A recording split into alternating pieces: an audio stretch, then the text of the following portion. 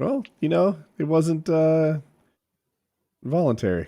I So, think that I think that's still one of the most disgusting things we've ever discovered on this show is the bug chasing group of people. yeah, Mark, if you don't know, there are people out there who aspire to be HIV positive. So they will seek out people who are HIV positive and have sex with them. They're bug chasers.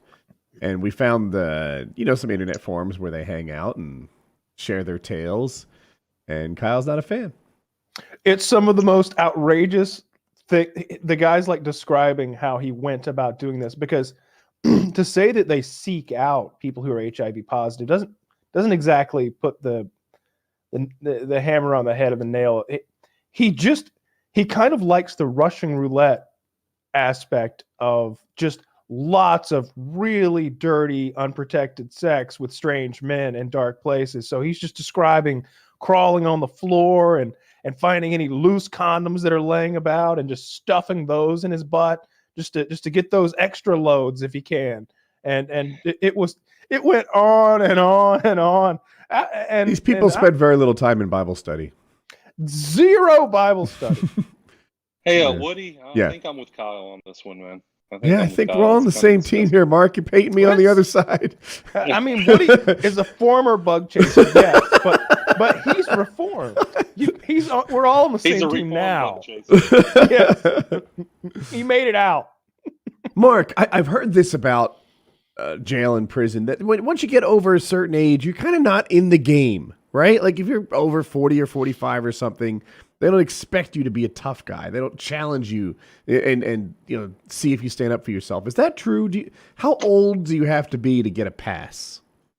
You know, that's actually a very good question. I, how old was I when I went in? I'm trying to think. I was 41 when I went in. Because we filmed in March through April of 2018. So I was 41, and I wasn't expected to be the tough guy. In fact, our soldiers in the woods were the young kids. So we had some kids that came in, and we kind of expected them to do all the work. That was kind of bad, but yeah, I had to play the game right. So I put some of those kids to work. But I would say about 40 is the cutoff. When you 38, put 40, them you're to not expected. work, what did they have to do? Oh, they had to do if we wanted someone jumped, they had to go jump them. They usually got to do the drug running. If that's the case, they're expected to do stuff like that. I never put them to drug running or anything like that, but I uh, I did actually orchestrate an issue where some of the young kids jumped Josh.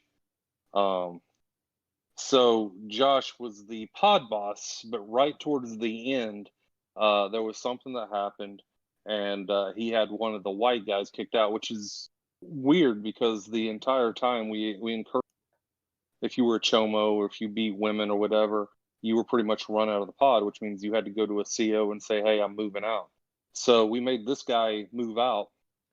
Well, we had a new boss of the Chicanos who had just taken over. I don't remember if the other guy went to prison or if he got out that was over the Chicanos before, but he got really, really ticked off at Josh and said, "Okay, two people from every race are going to flash you up for 30 seconds."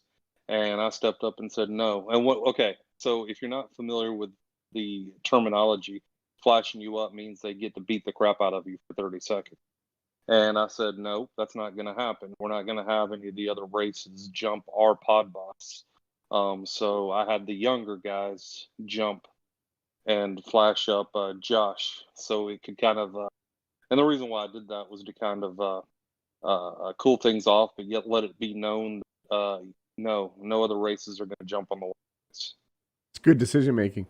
30 seconds, that seems like you can live through that, right? If you go full defense, turtle up for 30 seconds, it's not a good day, but. Yeah, yes and no, Mm-hmm. because 30 seconds is a long time to. And I know it sounds crazy, but as a law enforcement officer, I've gotten in fights where backup was there within 30 seconds, and you're pretty doggone winded. Yeah. And when you're being flashed up, you're not allowed to hit back. So being hit, hit on for 30 seconds isn't fun either. But yeah, I guess it depends on where they hit you. But we told them body shots, so no head, anything like that. But yeah, it sucks. But you can survive depending on where you get hit.